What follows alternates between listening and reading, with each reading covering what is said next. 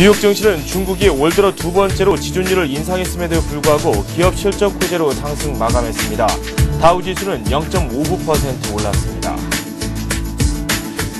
유럽 증시는 중국 긴축 우려로 자원 개발주가 일제히 하락하면서 혼조세를 보였습니다. 최근 랠리를 이어온 은행주도 차익 매물의 조정을 받았습니다. 중동 지역에서 반정부 시위가 격화되면서 국제 유가는 상승 마감했습니다. 서부 텍사스산 원유는 0.4% 오른 86달러 74센트를 기록했습니다. 중국인민은행이 올 들어 두 번째로 은행 지급 준비율을 0.5%포인트 인상했습니다. 이에 따라 중국 대형 시중은행 지준율은 19.5%로 사상 최고치를 기록했습니다. 미국 하원은 인프라 사업과 국방 등 올해 예산 615억 달러를 감축하는 수정 예산안을 가결 처리했습니다. 백악관은 즉각 거부권 행사 의사를 밝혔습니다. 한국과 유럽연합 간 자유무역협정 동의안이 유럽의회에서 가결되자 미국 주요 기업 최고 경영자들이 한국 시장을 유럽에 빼앗길 수 없다며 한미 FTA에 조속한 비준을 촉구했습니다.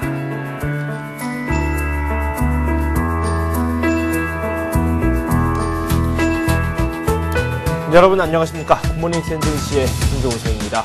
지난주 미국 증시 상승장 속에 마감이 됐습니다. 3주째 상승을 이어갔고요. 흐름 자체를 하락적으로 돌려보려는 움직임도 나왔지만 그 동력 자체가 워낙 강하기 때문에 그런 움직임은 나타나지 않았습니다. 다우지수는 계속해서 고점을 높이는 흐름을 보여주었습니다.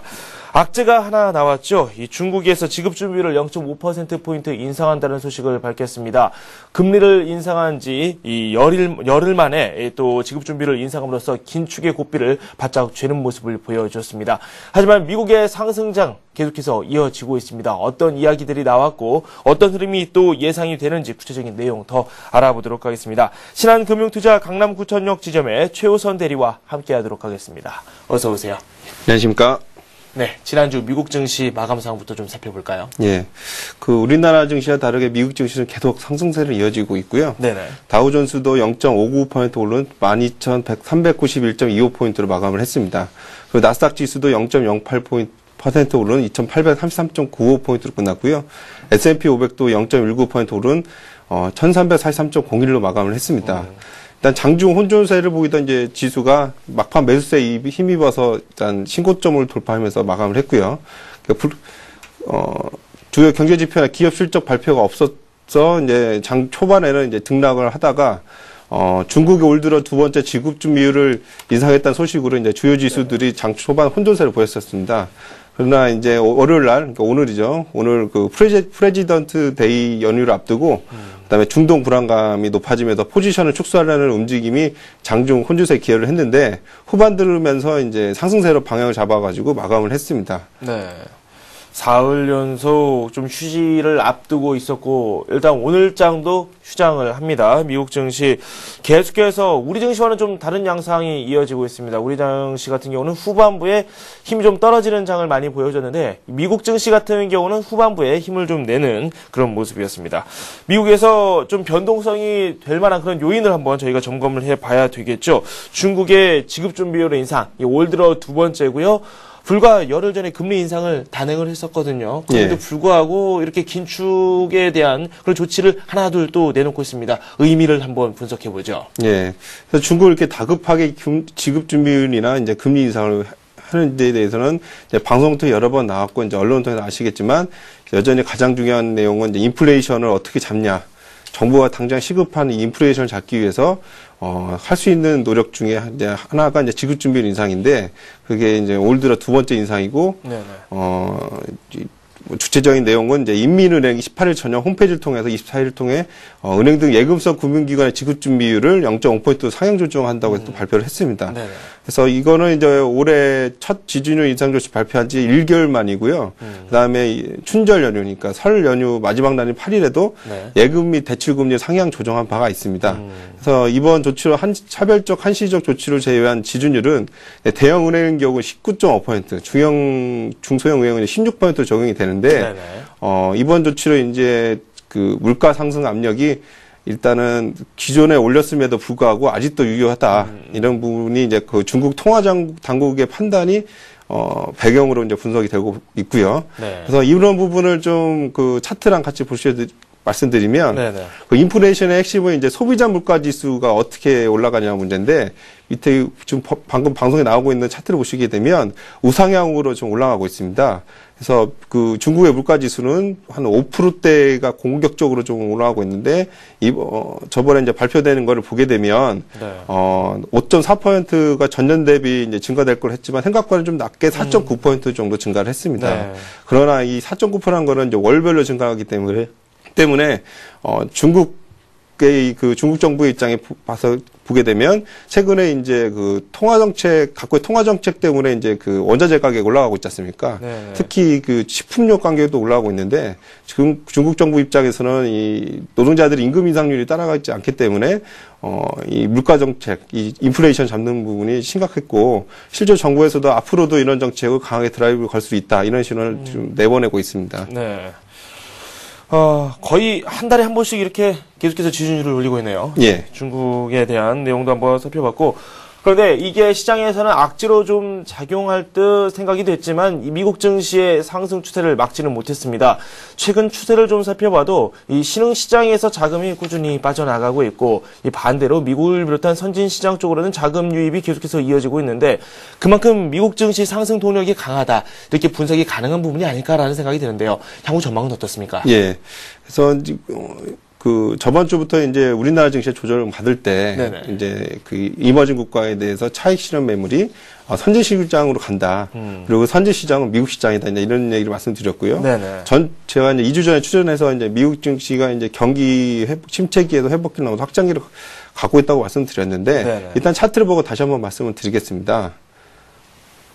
일단 차트 내용을 좀 보시게 되면 그 2007년도에 이제 우리가 저희가 2,000포인트 넘어갔을 때가 이제 그 14,000포인트였는데요. 네네. 그때 앉았을 때가 이제 2009년도입니다. 그때가 이제 6,400포인트인데 이 부분이 이제 침체기라고 보시면 될 것 같습니다. 그래서 주식은 경제에 선행한다, 성장 지표이기 때문에 네네. 보통 한 6개월로 보고 있습니다. 네네. 그래서 실제로 우리가 이제 체감적으로 경제가 확 돌아섰다고 느끼기 전에 돈들은 좀 빨리 움직이는 거고요. 네네. 그만큼 그 스마트머니가 이제 빨리 돌아가는 건데 현재 이제 12,000포인트를 넘었지 않습니까? 네네. 그래서 그때 말씀드렸다시피 이 낙폭과대에서 기술적 반등이 70% 이상이 올라가게 되면 경제 참여자들이 이제 신뢰를 하게 되는 부분인데 네네. 그 부분이 이제 나오는 부분이 뭐냐면 미국 같은 경우는 이제 그 어닝 시즌, 그러니까 저희 소비 시즌에서 작년에 이제 그 소비자 판매가 많이 늘어났다는 거거든요. 네네. 그래서 소비자 판매 지표를 좀 같이 보고 말씀을 드리면,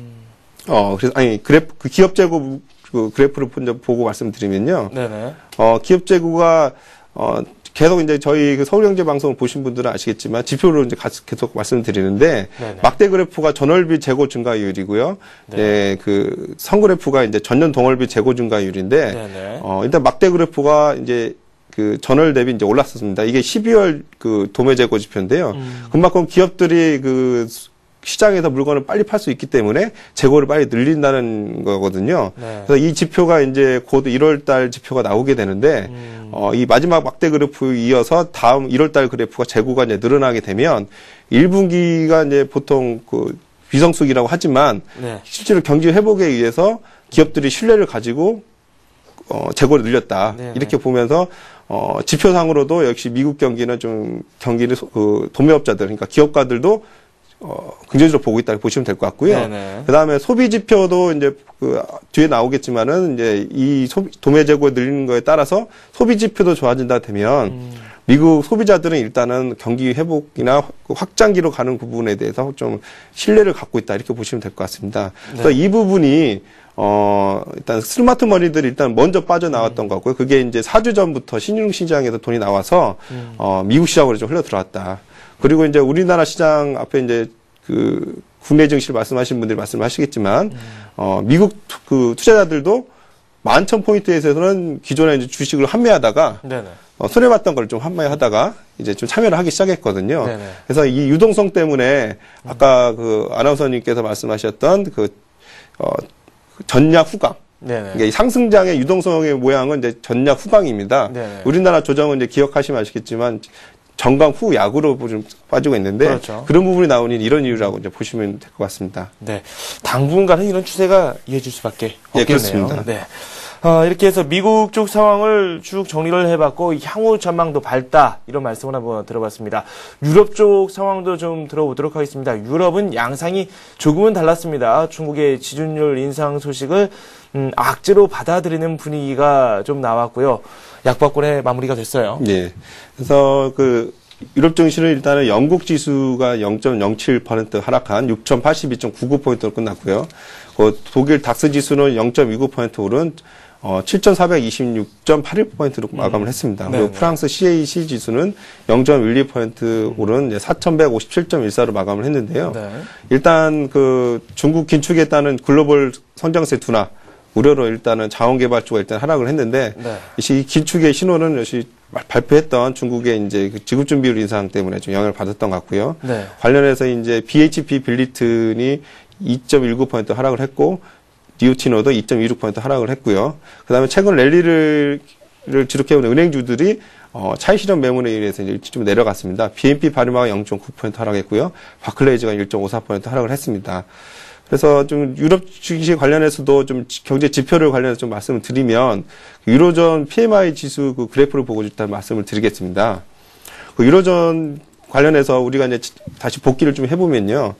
남유럽 문제들이 계속 여기에 있어서 이런 문제들이 글로벌 금융위기로 가지 않을까라는 우려감 때문에 작년에 상승장에도 불구하고 중간에 이제 조정의 빌미가 됐었고요. 최근에도 그런 얘기가 나오겠지만 지금 현재 유로존의 이제 제조업 지수를 보게 되면 검은색, 파란색, 이제 약간 회색이 유로존 종합 PMI 지수, 제조업 PMI 지수, 서비스 PMI 지수인데 끝에 모양이 이제 최근 경향입니다. 다 우상향에서 올라가고 있습니다. 무슨 얘기냐면 남유럽 위기 등 계속 이게 나오고 있지만 실제로 경제 수준은 재정 긴축 우려에도 불구하고 일단 양호한 흐름으로 유지하고 있고 제조업 경기가 아주 좋다. 우상향으로 좀 글로벌 경기를 같이 가고 있다. 이렇게 이해하시면 될 것 같습니다. 네. 국제유가를 비롯해서 상품 시장 동향도 한번 살펴보도록 하겠습니다. 미국 시장이 오늘 휴장이에요. 이에 대한 영향도 어느 정도 있었죠? 네. 근데 미국 시장이 휴장으로서 이제 차익 매물이 좀 나와가지고요. 상품 가격으로 이제 전이가 되지는 않았는데, 여기 중국 지준율 인상 때문에 이제 좀 전반적으로 약하게 끝났다. 이렇게 보시면 될 것 같습니다. 그래서 석유 가격은, 서부 텍사스산 원유 3월 인도버 가격이 이제 전일 대비 16센트 하락한 배럴당 86.2달러로 마감을 했고요. 그다음에 이로써 이제 이번 주는 0.6% 상승을 했습니다. 금값도 이제 5일째 상승을 유지를 했는데 4월 인도분 금선물 마감가는 전날 대비 온수당 3.5달러, 0.2달러 높은 1,388.6달러로 마감을 했고요. 1월 3일 이후 이제 최고치로 다시 돌아섰습니다. 네. 그리고 달러 인덱스는 소폭 하락한 0.4% 하락한 77.67로 마감을 했습니다. 네. 그래서 최근 원자재 관련해서도 말씀드리면 최근에 이제 우리나라 같은 경우도 부동산 관련해서 이제 전세 물량이 매매로 전환된다고 하고 있는데요. 화폐 가치가 떨어지면서 이제 상대적으로 해지 수단으로 원자재 가격이 좀 올라가고 있는 분위기다. 이렇게 이해를 하시면 될 것 같습니다. 네. 이번 주 주요 일정 좀 살펴보도록 하겠습니다. 화요일부터 차례대로 좀 살펴봐야 되겠죠. 어떤 내용들이 준비되어 있나요? 예, 일단 월요일은 말씀드렸다시피 이제 프레지던트 데이, 대통령의 날이라고 해서 휴장입니다. 네네. 그래서 경제 지표를 좀 쭉 말씀드리면 일단은 이번 주에 확인해야 할 거는 이제 주택시장 관련 지표, 내구재 주문 지표에 좀 주목을 해야 할 것 같습니다. 네네. 제가 앞서서 이제 기업 재고 실적을 좀 주목을 하라고 말씀드렸는데 이번 주는 일단은 주택 관련 지표가 좀 중요한 거 볼 수 있고요. 그래서 화요일 22일에는 이제 KG 실러 S&P 주택가격 지수가 발표할 예정입니다. 주택가격 지표가 다른 지표와 다르게 좀 더디게 올라와서 신뢰감을 좀 강하게 주지는 못하고 있어요. 그래서 네네. 이번 주에 좀 긍정적으로 수치가 나오게 되면은 탄력은 좀 더 강해질 수 있다. 이렇게 보시면 될 것 같고요. 그다음에 수요일 날에는 1월 기존 주택 판매가 발표가 됩니다. 네네. 그리고 목요일 날이 좀 중요한 날인데요. 1월 신규 주택 판매가 나옵니다. 그래서 전월보다 소폭 감소한 31만 채가 일단은 점쳐지고 있는데 네. 이날 이제 1월 내구재 주문과 주간 신규 수렵수당 보고서도 같이 발표됩니다. 네네. 그래서 고용 지표와 주택 지표 그리고 내구재 주문을 일단 관심을 봐야겠는데 1월 달 걸 좀 간단하게 복기를 해보면 네. 내구재 주문이 이제 민간 항공기 급감 이후 이제 큰 폭으로 증가 예상이 돼서 네. 이 부분이 예상돼 나오냐가 일단 관심을 가져갈 것 같고요. 네. 그다음에 이제 기업 실적 발표에 대해서 좀 말씀을 드리면 이번 주는 일단 소매 유통업체 실적 발표가 예정입니다. 그래서 월마트 실적에 가장 주목을 해야 할 것 같습니다. 네. 월마트 가장 월요일 날 발표되는 월마트에 이제 주목을 해야 되는데 월요일 날 시장이 휴장하기 때문에 일단 화요일 날에 반영된다고 보시면 될 것 같고요. 네. 우리 시장 끝나고 나서 이제 뉴스로 보시면 될 것 같습니다. 그래서 월마트와 이제 홈디포, 메이시즈, 겟 등 소매 유통업체 실적을 좀 보면서 미국 소비자들이 실제로 지갑을 얼마큼 열고 있냐 이 부분에 좀 확인해야 할 것 같고요. 그리고 그 밖에 이제 슈레패커드, 제너럴모터스, 버크셔 해서웨이가 이제 S&P 500 기업 63개가 이제 이번 주에 4분기 실적 발표를 합니다. 네. 그래서 일단 S&P 500 기업 395개 가운데 72%가 월가 예상치를 일단은 상회한 4분기 실적 보여줬는데 이라는 흐름이 이어지느냐가 일단 기술적으로 미국 다우지수 지표가 과열인데도 불구하고 이동성으로 더 올라갈 수 있는 핵심이다. 이렇게 이해를 하시면 될 것 같습니다. 네. 기업들의 실적 내용도 좀 살펴보겠습니다. 그에 앞서서 지금 일정에 대해서는 목요일에 좀 주목을 하자 이런 말씀을 해주셨어요. 내구재 주문을 비롯해서 신규 주택 판매, 주간 신규 실업수당 청구 건수 등등 많은 내용들이 준비되어 있다. 목요일 한번 집중해 보자라고 말씀을 해주셨고요. 기업 실적 내용도 한번 살펴보죠. 네. 주요 기업 지표 실적들을 좀 보게 되면요. 화요일 같은 경우는 이 홈디포를 비롯해서 월마트, 휴레패커드 등이 실적 발표를 준비하고 있다. 지금 이런 내용도 있고요.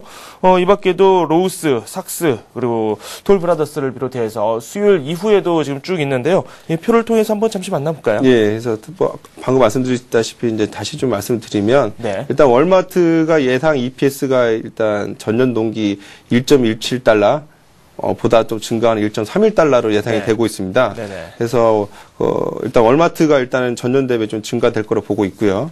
그다음에 23일 날 좀 주목해야 할 거는 이제 삭스라는 회사가 있는데 예상 EPS는 0.08달러로 보고 있습니다. 전년 동기 0.06달러로 보고 있고요. 그다음에 2월 24일 날은 이제 제너럴 모터스가 발표가 되는데 일단 예상 EPS가 0.46달러로 보고 있고 그다음에 25일 날은 JC 페니너 회사가 1.08달러로 예상이 되고 있습니다. 네. 일단은 전반적으로 기업 이익이 전년 동기 대비 증가될 거로 기대를 하고 있습니다. 네네. 기업들의 실적은 일단 증시에 조금 호재가 되지 않을까? 예, 그렇습니다. 생각이 들어요. 네. 이렇게 해서 최우선 대리와 함께 글로벌 증시 상황 그리고 또 이번 주 전망에 대한 말씀도 한번 나눠봤습니다. 고맙습니다. 예, 감사합니다.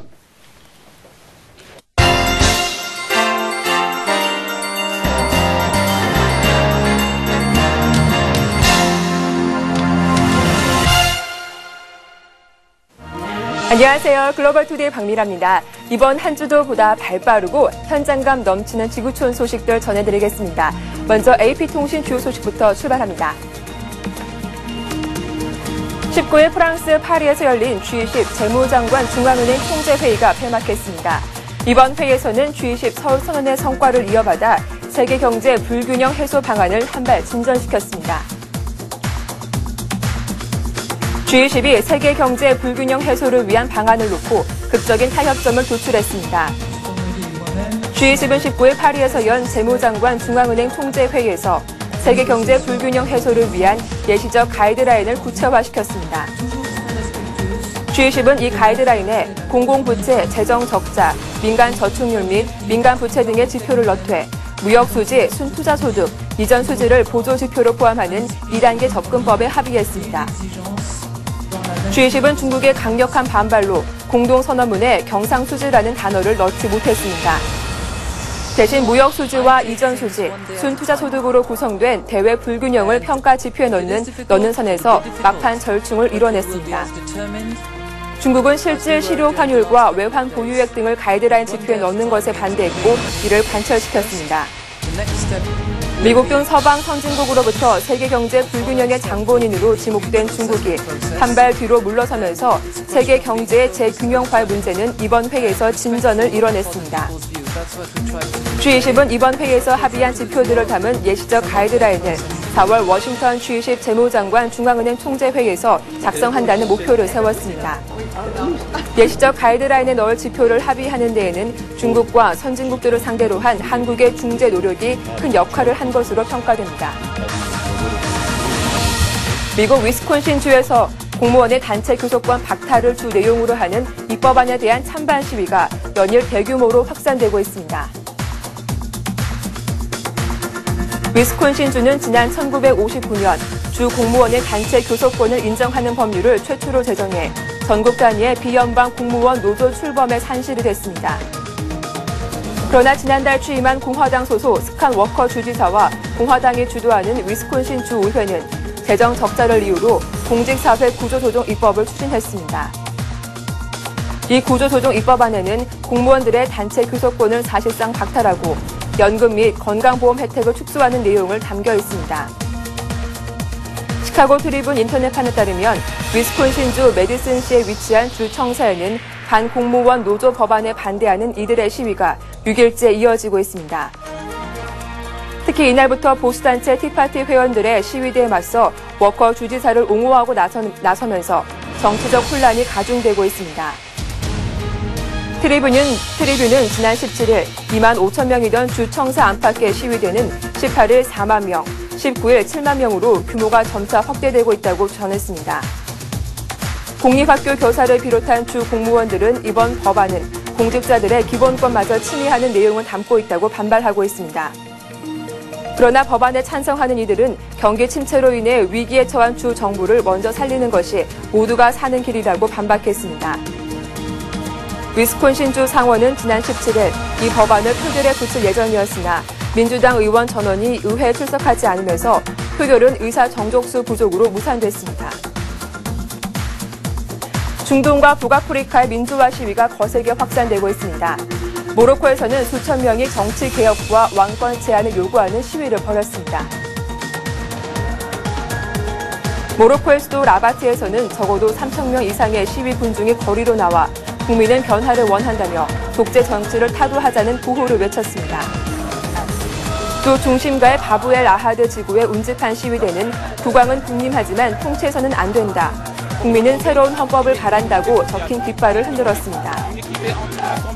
일부 시위 참가자들은 아바스 엘 파시 총리의 즉각 퇴진을 요구했지만 국왕을 직접 겨냥한 플래카드나 슬로건은 없었습니다. 최대 도시 카사블랑카에선 천여 명이 자유, 존엄, 정의를 부르짖으며 시위를 벌였습니다. 시위에 참가한 한 학생은 우리는 한층 더 공정하고 덜 부패한 모로코를 원한다고 밝혔습니다. 모로코의 최대 도시 카사블랑카와 항만 도시 타헤르를 포함한 20여 개 도시에서도 평화적인 시위가 전개됐습니다. 수천 명의 젊은이들은 페이스북에 2월 20일 운동에 합류해 국왕 모하메드 6세 권력을 제한하고 더욱 많은 사회 정의를 담은 새로운 헌법 제정을 촉구했습니다. 이처럼 전국적인 시위가 벌어지기 전에 국왕 모하메드 6세는 서민 생활 안정을 위해 14억 유로 보조금을 투입하겠다고 약속했습니다. 중동 국가 리비아에서도 6일째 민주화 시위가 이어지고 있습니다. 이에 카드피 정부가 강경 진압에 나서면서 지금까지 적어도 200명이 희생된 것으로 전해졌습니다. 리비아의 민주화 시위가 전국 6개 도시로 확산되고 있습니다. 무아마르 카다피 정권이 군경을 동원해 시위대를 강제 진압하는 가운데 6개 이상 도시에서 지금까지 최소한 200명이 희생됐다고 현지 의사가 밝혔습니다. 목격자들은 AP에 리비아군 특공대와 외국인 용병, 카다피 지지자들이 전날 벵가지에서 소총과 중화기, 칼로 시위대를 공격했다고 증언했습니다. 알자지라 방송은 리비아 반정부 시위 메카로 떠오른 제2의 도시 벵가지에서는 최근 군부대가 시위대 실탄을 발포해 수십 명이 숨졌다고 보도했습니다. 국제인권단체 휴먼 라이츠 워치도 시위가 수도 트리폴리로 확산이 임박해지고 있어 대참사를 우려하고 있습니다. 리비아에서 유혈 사태가 확산하자 이슬람 지도자 50명은 무슬림의 자격으로 시민에 대한 살해 행위를 중단하라고 보안군에 호소했다고 로이터 통신이 전했습니다. 수도 트리폴리를 비롯해 여러 지역의 종교 지도자들인 이들은 당신의 형제 자매를 죽이지 말라, 학살을 당장 중단하라고 요청했습니다. 카다피 정권은 현재 리비아에서 벌어지는 시위 상황을 취재할 수 없도록 외신 기자들의 입국을 불허하고 있으며 기자들의 벵가지 방문도 금지하고 있습니다. 바레인에서는 정부와 반정부 시위대 사이의 갈등이 다소 진정되고 있습니다. 바레인 정부는 시위대의 강제 진압을 철수시키고 야권과 대화에 착수했습니다. 바레인 정부가 시위대의 광장 집회를 전격 허용하고 야권과 대화에 착수하는 등 시위 사태에 대해 온건 기조로 선회하고 있습니다. 바레인 정부는 19일 군 병력과 탱크들을 철수시키고 시위대 진입을 허용하는 한편 야권과의 대화에 나설 계획이라고 밝혔습니다. 지난 17일 광장에서 밤새 농성을 벌이던 시위대를 무력 진압해 4명을 숨지게 하고 230여 명의 부상자를 낸 지 불과 이틀 만에 이루어진 조치입니다. 셰이크 살만 빈 하마드 알 칼리파 바레인 왕세자는 CNN과 인터뷰에서 국왕이 자신에게 모든 정파와 신뢰를 구축할 수 있도록 대화에 나서도록 지시했다고 밝혔습니다. 바레인 정부의 이 같은 온건 기조는 강경 대응을 자제하고 시민들의 권리를 존중할 것을 촉구한 미국의 압력에 따른 것으로 보입니다. 바레인 정부가 대화 원칙을 밝히자 야권도 정부에 대한 요구 사항들을 정리하며 분주하게 움직였습니다. 이슬람 국가협의회 등 7개 야당 정파 대표들은 이날 회동을 통해 정부에 요구할 개혁 조치 내용들을 정리하는 등 향후 대응 방침에 대해 논의한 것으로 알려졌습니다. 이틀 만에 다시 시민의 품으로 돌아온 진주 광장에는 시아파가 주축인 시위대 수천 명이 다시 모여 텐트를 치고 바리케이트를 설치하며 사태 장기화에 대비하고 있습니다. 예멘에서는 사상자가 속출하고 있는 가운데에도 알리 압둘라 살레 대통령의 퇴진을 요구하는 반정부 시위가 연일 이어지고 있습니다. 32년간 장기 집권 중인 알리 압둘라 살레 예멘 대통령의 퇴진을 촉구하는 반정부 시위가 20일 수도 사나에서 열렸습니다. 시위에 참여한 1000여 명의 시민들은 떠나라 알리 등의 구호를 외치며 대통령의 즉각 퇴진을 촉구했습니다. 이날 시위에서는 살레 대통령을 지지하는 한 남성이 반정부 시위대를 향해 초총을 쏘기도 했지만 다행히 인명피해는 없었던 것으로 전해졌습니다. 앞서 지난 18일에는 타이즈 지역에서 반정부 시위가 열리던 장소에 누군가 수류탄을 던져 시위 참가자 2명이 숨지고 25명이 다치기도 했습니다. 살레 대통령은 19일 민간 지도자들과의 회동에서 강경 진압 방침을 시사했습니다. 예멘에서는 지난 11일 반정부 시위가 본격화된 이후 시위 도중 10명가량이 숨진 것으로 알려졌습니다. 살레 대통령은 2013년 임기 종료와 함께 물러날 것이며 대통령직을 아들에게 세습하지 않겠다고 밝힌 상태이지만 시위대는 즉각 퇴진을 요구하며 시위를 이어가고 있습니다. 중국의 인터넷에 제스민 혁명을 선동하는 글이 등장해 당국을 바짝 긴장시키고 있습니다.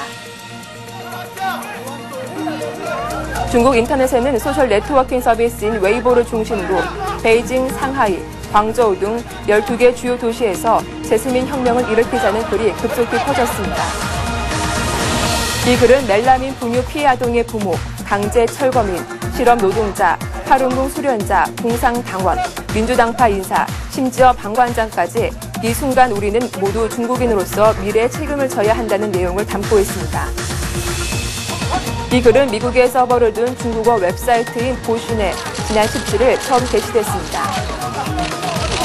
그 이후 중국에 퍼지기 시작한 것으로 중국 바깥에서 활동하는 민주화 세력이 유포한 것일 가능성이 있다는 분석이 제기되고 있습니다.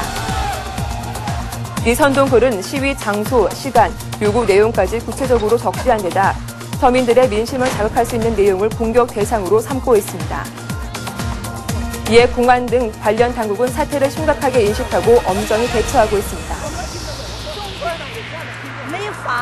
30여 년 만에 이란 군함 2척이 수에즈 운하를 통과할 것이라고 수에즈 운하 운영자가 밝혀서 그 결과가 주목되고 있습니다.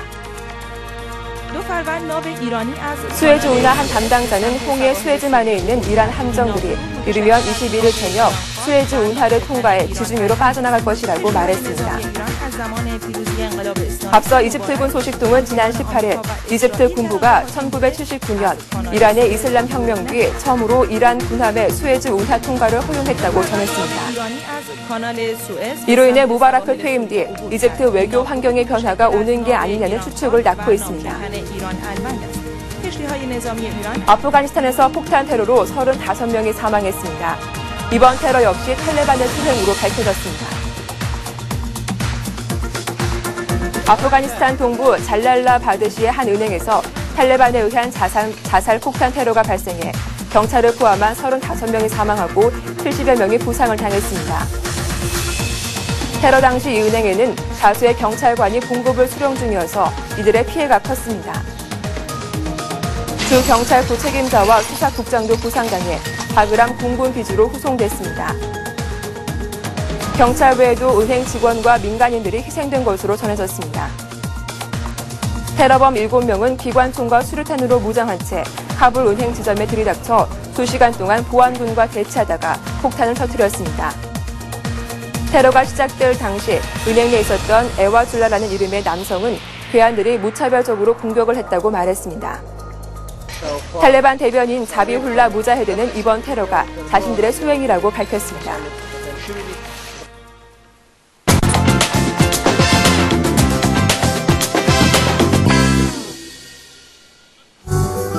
희귀한 질병 때문에 식사는커녕 물조차 제대로 입에 대지 못하는 영국 한 남성의 안타까운 사연이 눈길을 끌고 있습니다. 영국 베른슨 필드에 사는 리 코네이는 식사다운 식사를 한 게 언제인지 기억나지 않습니다. 물이나 음식을 삼키면 극심한 구토 증상이 일어나서 먹은 것을 다 토해내기 때문인데요. 경주형 차를 타고 산이나 들판을 달리는 모토크로스 선수로 활약했던 코네이에게 이상한 증상이 일어나기 시작한 건 5년 전이었습니다.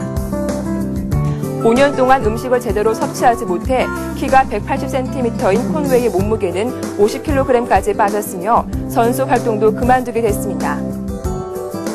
정신적 스트레스로 인한 식욕 감소라고 생각했지만 검사 결과 코네이는 위활동 장애라는 희귀병을 앓고 있습니다. 현대의학으로는 장기 이식 외에는 치료 방법이 없기 때문에 코네이는 혈관으로 영양제를 맞고 생활하며 고통을 이겨내고 있습니다. 한편 영국의 한 소녀는 급격한 노화를 겪고 있어 화제가 되고 있는데요. 8살짜리 소녀 얼굴은 이미 80세 할머니의 얼굴로 변했습니다. 영화 벤자민 버튼의 시간은 거꾸로 간다의 주인공 같은 한 소녀의 이야기가 감동을 주고 있습니다. 선천성 조로증을 앓고 있는 소녀는 정상적인 뇌 발달에도 불구하고 신체 노화가 급격히 진행되는 증상을 앓고 있습니다. 400만 명 가운데 1명꼴로 발생하는 이 희귀 질환 환자들은 대부분 15세 이전에 사망하게 되는 경우가 빈번합니다. 그럼에도 불구하고 밝고 당당히 살아가는 그녀의 모습이 주변 사람들에게 감동을 주고 있는데요. 성장에 이상이 생긴 탓에 현재 8살 나이에도 몸무게는 12kg에 불과할 정도로 매우 연약한 상태입니다. 이 소녀의 어머니는 딸과 함께 있는 매 순간이 기적과 같다며 오랫동안 이 행복을 누리는 것이 유일한 희망이라고 밝혔습니다. 완벽한 남자에서 완벽한 여자로 변하기까지 얼마나 걸릴까요? 14개월 동안 성을 바꾼 그의 변신 과정이 화제가 되고 있습니다. 1년 2개월에 걸쳐 남자에서 여자로 변신하는 과정을 담은 약 5분 길의 동영상이 인기를 끌고 있습니다. 동영상에 등장한 이의 정확한 신원은 알려지지 않고 있지만 이 동영상의 주인공은 호르몬 시술을 통한 성전환 과정을 촬영해 인터넷상에 올렸습니다. 동영상 초반에 이 남자는 얼굴은 곱상한 편이지만 긴 턱수염 등 남성적인 외모를 가졌습니다. 하지만 시간이 지날수록 남자는 여성의 외모로 변하는데요. 시술 8개월 후 수염을 자르고 헤어스타일을 바꾸자 남자의 외모는 여자에 가까운 모습입니다. 친구들과 자연스럽게 어울려 다니며 성전환 과정을 일상을 통해 유쾌하고 즐겁게 담았다는 것이 동영상이 인기를 끄는 이유입니다. 영상을 본 대부분의 누리꾼은 남자의 결정에 격려의 박수를 보낸다고 입을 모았습니다. 중국의 한 요리사가 자신의 조수로 국수 로봇을 발명했습니다. 하루 종일 면을 뽑는데 탁월한 솜씨를 지녔다고 하는데요. 중국 허베이성의 한 요리사가 국수 만드는 로봇 요리사 추이를 개발했다고 밝혔습니다. 로봇을 개발한 추이런처는 15살에 학교를 그만두고 줄곧 도상면을 만드는 식당을 운영해왔습니다. 하지만 끓는 물 앞에서 하루 종일 면발을 뽑아내야 하는 어려움을 겪어왔는데요. 추이런처는 요리사 추이가 자신을 대신해 훌륭하게 일하고 있다며 실제 요리사와 마찬가지로 완벽하게 디자인됐다고 설명했습니다. 요리사 추이는 자동차 와이퍼와 같은 원리로 상하로 움직이면서 면을 자르는 기계입니다. 조만간 이 기계가 대량 생산될 것으로 알려졌는데요. 추이런처는 자신의 꿈이 이 세상 모든 사람들에게 요리사 추이가 만든 도상면을 맛보게 하는 것이라고 말했습니다.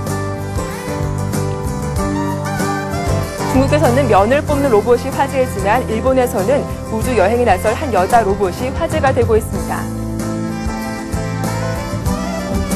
일본에서 제작된 여성형 안드로이드 로봇이 우주 여행에 나설 전망입니다. 해외 IT 전문 외신들은 일본 우주항공연구개발기구가 자체 개발한 여성 로봇을 2년 뒤인 2013년에 국제우주정거장 ISS로 보낼 계획이라고 보도했습니다. 보도에 따르면 이 미녀 로봇은 도쿄대학 연구팀과 일본 광고회사 덴스사가 공동 개발 중입니다.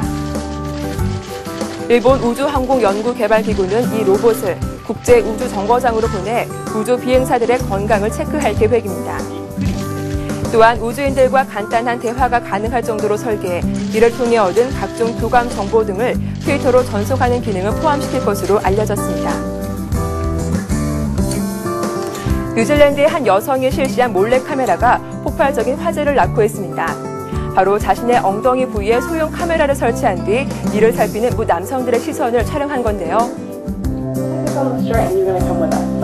뉴질랜드 출신의 젊은 여성 리니언과 제시는 엉뚱하고 기발한 아이디어로 엉덩이 몰래 카메라를 촬영해 이를 인터넷에 공개했습니다. 이 영상은 공개되자마자 폭발적인 관심을 받는 등 흥행에 성공했으며 언론에도 소개됐는데요. 실험에 참가한 한 여성은 소형 카메라가 장착된 바지를 입고 미국 LA 거리로 나섰습니다. 카메라 렌즈는 매력적인 여성의 엉덩이에 꽂히는 남성들의 시선을 여과 없이 포착했는데요. 남녀노소를 불문한 거의 대부분의 남성은 젊은 여성의 엉덩이를 넋을 잃고 바라봅니다. 동영상은 남자들의 여성 뒤태를 관찰하는 본능을 여지없이 드러낸 걸작이라는 평가를 받고 있습니다. 오늘 글로벌 투데이에서 준비한 소식은 여기까지입니다. 보다 생동감 넘치는 소식으로 내일 다시 인사드리겠습니다. 고맙습니다.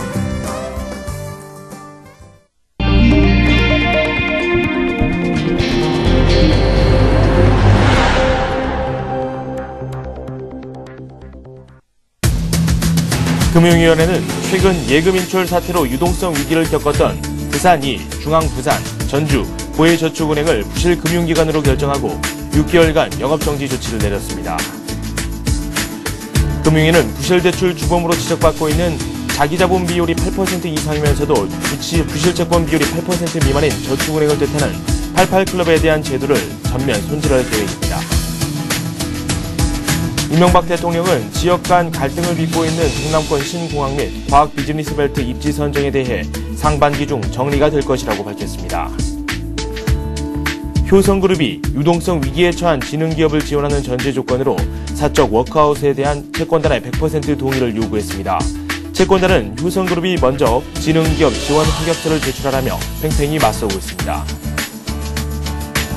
한국토지주택공사의 올해 첫 구조조정 대상 사업지가 서산 성림 2 택지개발 예정지구로 결정됐습니다. 네, 서울경제신문 이종배 기자와 함께하도록 하겠습니다. 안녕하세요. 예, 안녕하십니까.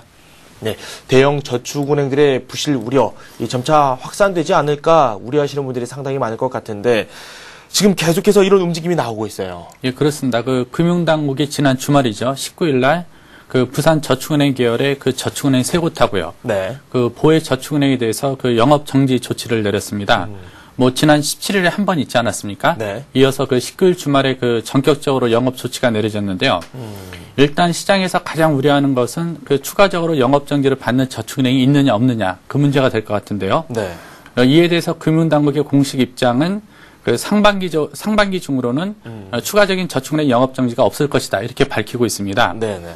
하지만 시장에서는 여전히 뭐 추가적인 저축은행 부실이 표면화될 것을 보고 자뜩 긴장하고 있고요. 문제는 그 저축은행의 영업 조치가 그 저축은행의 그 전반의 부실로 이어지면서요. 예금 인출 그러니까 뱅크런 사태가 나타나냐 안 나타나냐 게 관건일 텐데요. 네. 현재까지는 뭐 뚜렷하게 뱅크런 징후는 나타나지 않고 있습니다. 하지만 이제 저축은행이 이런 문제가 불거지면서 네네. 사실상 이제 수신 기능이 거의 중단된 상태거든요. 그렇다니까 여신 기능도 거의 여신 기능만 남아 있는데요. 현재 이런 상태를 볼 때 그 뱅크런 여부는 좀 더 지켜봐야 될 것 같습니다. 네. 그동안 좀 규제에서 외적인 부분에 놓여있던 그런 저축은행들이 최근에 문제 중심으로 다가서 오지 않았나라는 생각이 드는데 그동안 뭐 자기 자본 비율이 8% 이상이면서도 부실채권 비율이 8% 이하인 이 88클럽에 속하는 그런 저축은행들은 비교적 규제에서 자유로웠다 이런 평가를 그렇죠. 받고 있는데 예. 이와 관련된 이 제도 손실이 불가피하다 이런 이야기까지 또 나오고 있어요. 예, 그렇습니다. 그 88클럽은요, 그 지난 2006년 6월에 도입된 제도입니다. 네네. 한마디로 그 저축은행을 활성화시키기 위해서 도입된 제도인데요. 그 내용을 보면은 이제 국제결제은행 그 기존 그 자기자본 비율 BISB라고 하죠. 네네. 그 BIS 비율이 8% 이상이면서요. 그 부실채권 비율이 8% 미만인 이른바 그 88클럽 은행은 우량 저축은행으로 분류하는 제도입니다. 네네. 문제는 그 88클럽에 속한 저축은행들은 각종 규제를 적용받지 않는다는 점인데요. 그 예를 들어서 법인에 대해서 거액의 대출을 해줄 수 있다는 게 단적인 예인데요. 네. 이렇다 보니까 저축은행들이 그 수치를 조정해서 그 88클럽에 가입했고요. 또 이들 은행들이 그 거액을 대출하면서 그 현재 저축은행 부실을 초래했다는 이런 비판이 제기되고 있는데요. 네네. 그 현재 금융당국이 이제 88클럽 제도를 전면 손질을 적극 검토하고 있고요. 현재 내용을 보면은 이제 BIS 비율을 8%가 아닌 10%로 올리고 그 부실채권 비율은 현행대로 유지하는 것이 좀 유력시되고 있습니다. 네. 아울러 그 88클럽 제도 손질 외에도요. 그 저축은행의 그 법인 여신 한도 규모를 축소하는 것도 고려 중인 것으로 알려지고 있습니다. 네. 그리고 이명박 대통령이 요즘 논란이 되고 있는 과학벨트와 신공항에 대해서 상반기 중에 좀 정리가 되지 않겠냐라는 이야기를 했다고 하는데요. 좀 어서 빨리 정리가 좀 됐으면 하는 바람도 있어요. 예. 그렇습니다. 그 이명박 대통령의 그 본인의 발언으로 인해서 뭐 지역 간 갈등을 촉발되고 있는데요. 네. 뭐 과학벨트라든지 동남권 신공항이 대표적인 예인데요. 네. 이명박 대통령은 지난 20일 그 청와대 출입 기자들과 산행을 갖는 자리에서요. 그 동남권 공항뿐만 아니라 지금 과학배틀도 그렇고 몇 가지 주제가 되고 있는 사안이 있다고 밝혔고요. 네. 올해 상반기 중에 다들 정리가 될 것이다 이렇게 밝혔습니다. 그 한마디로 그 과학발트 등에 대해서 올해 상반기 중으로 마무리하겠다 이런 입장을 밝힌 건데요. 네. 특히 이 대통령은 그 입지 결정에 대해서요. 그 정치적인 결정은 어떤 경우에도 있을 수 없고 네. 그 합법적으로 또 합리적으로 논의가 될 것이다 이렇게 밝혔습니다. 네. 그 한마디로 뭐 그 정치적 결정이 아닌 그 국가 발전을 위해서 그 과학벨트 등의 입지 선정을 그 상반기 중에 마무리 짓겠다 이런 의도인데요. 네. 하지만 그 입지가 어디로 결정되에 따라서는 그 정치권의 그 상당한 파장이 불가피할 것으로 보입니다. 그렇군요. 그리고 요즘 효성 그리고 또 지능기업 이야기가 주식시장에서도 쉽게 볼 수 있는 그런 이야기들입니다. 지능기업 워크아웃과 관련해서 주식시장에서 건설업종이 좀 부진한 모습을 많이 보였었고요. 그에 그렇죠. 따라서 예. 모회사로 꼽히는 효성 역시 주가가 상당히 부진했는데 지금 양측 간에 참 팽팽하게 또 맞서는 그런 모습도 나오고 있습니다. 워크아웃과 둘러싼 그런 좀 논쟁이 벌어지고 있지 않나라는 생각이 드는데 쉽게 해결의 실마리를 찾지 못하고 있는 것 같아요. 이제 그렇습니다. 그 사상 초유의 그 사적 워크아웃에 들어간 그 지능 기업을 놓고요. 네네. 그 채권단과 또 대주주인 효성그룹 간의 그 의견차가 계속되고 있습니다. 이 효성그룹은 그 최근 그 유동성 의견 처한 그 지능기업을 그 지원하는 전제 조건으로요. 그 사적 워크아웃에 대한 그 채권단의 100% 동의를 요구를 했고요. 네. 반면 이제 저축은행 포함한 그 채권단은 그 효성그룹이 먼저 그 지능기업 지역 확연서를 제출하라며 팽팽히 맞서고 있는데요. 네. 그 한마디로 효성은 그 채권단이 먼저 100% 지원을 먼저 약속하라고 주장하고 있고요. 네. 반대로 채권단은 효성그룹이 먼저 100% 지원을 약속하라고 버티는 모양새입니다. 사실 그 지능기업 케이스는 뭐 사적 워크아웃이라는 새로운 모델을 만들어 간다는 의미에서 여러 가지 의미가 있는데요. 네. 그 채권단과 효성그룹이 지능기업을 놓고 어떤 합의를 도출하느냐에 따라서요. 그 우리나라의 어떤 워크아웃의 새로운 모델이 정립되느냐 안 되느냐 그런 기로에 설 것 같습니다. 네.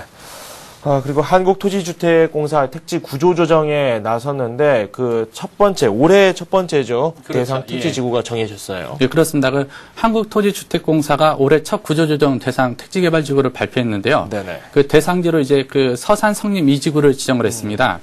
한국 그 토지주택공사는 지난주 조직 개편을 발표했고요. 이어서 그 상반기 중으로 그 택지개발지구 구조조정도 마무리할 계획인데요. 네. 그 이번에 지정된 그 서산 성립 2지구는요. 그 충남 서산시 일대 건설되는 지구로 한 1,700가구가 들어설 예정입니다. 네. 하지만 그 무리한 지구 지정으로 인해서요. 그 수차례 소송이 이어지고 현재까지 사업이 다포상태를 보이고 있는데요. 그 앞서 NH는 그 지난해 그 사업 구조조정안을 발표하면서요.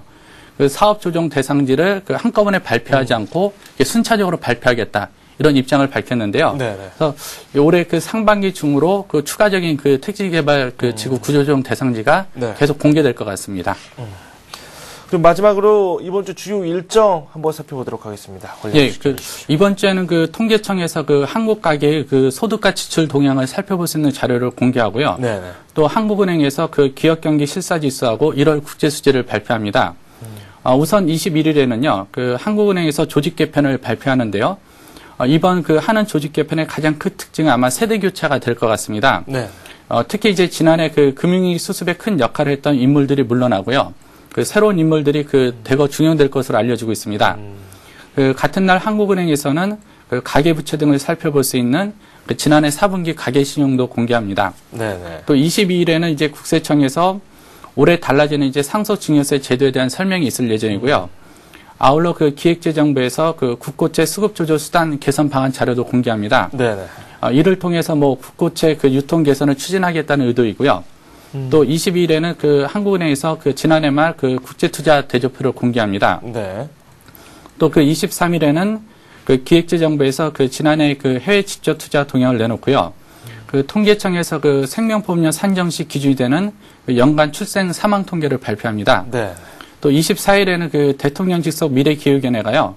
그 이명박 대통령 취임 3주년을 맞아서 그 서울 롯데호텔에서 그 글로벌 코리아 2011이라는 국제회의를 개최하고요. 네네. 같은 날 이제 기획재정부에서 지난해 4분기 및 그 연간 가계 동향을 발표하는데요. 네네. 그 가계 동향은 뭐 가장 그 관심 가져볼 지표 중에 하나인데요. 그 우리나라의 가계 소득과 지출 등을 한눈에 살펴볼 수 있는 거의 유일한 지표입니다. 네네. 그래서 이번 지표에서는 금융위기 이후 한국 가계 소득과 지출이 어떻게 달라졌고요. 동시에 아울러 그 상위 계층하고 하위 계층 간의 그 소득 양극화는 어떻게 진행되고 있는지가 좀 관심이 될 것 같습니다. 네. 또 25일에는 한국은행에서 그 1월 중 국세수지 동향을 발표하고요. 또 한국은행에서 2월 기업경기 실사지수를 공개합니다. 네. 이렇게 해서 서울경제신문 이종배 기자와 함께 오늘의 다양한 이슈 살펴봤습니다. 고맙습니다. 예, 감사합니다. 네, 저희 서울경제TV는 여러분들께 전문가 방송을 제공해드리고 있습니다. plus.cntv.co.kr로 들어오시면 관련 정보 확인하실 수 있는데요. 주식 투자 기술뿐만 아니라 이 포트폴리오 상담까지 다양한 정보를 제공해드리고 있습니다. 1577-7451번으로 연락을 주셔도 관련 정보에 대한 자세한 또 문의를 하실 수 있습니다. 많은 참여 부탁드립니다. 저는 출발 센증지에서 우리 시장 출발 전략 세워보도록 하겠습니다. 잠시 후에 뵙겠습니다.